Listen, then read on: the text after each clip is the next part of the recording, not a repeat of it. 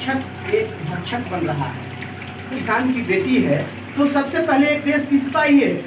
और ये घटना किसी के भी साथ हो सकती है। आपके हर हर महादेव पर कभी बिहार चैनल में आपका स्वागत है। मैं डिम्पल आज बहुत ही अहम मुद्दे पे एक बात करने जा रहे हैं, इसके लिए मुझे एक वीडियो को जारी करना पड़ा।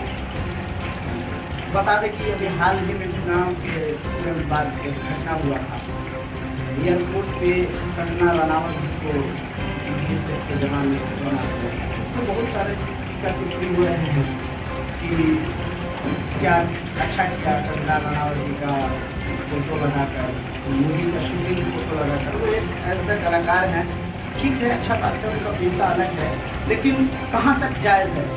मैं उन लोगों से पूछना चाहता हूँ जो लोग वीडियो जारी कर रहे हैं या फोटो जारी कर रहे हैं, अच्छा हुआ, बहुत अच्छा हुआ, किसान के बारे में उन्होंने बोला तो उन्हें थप्पड़ मारा है BSF के जवान ने, क्या आप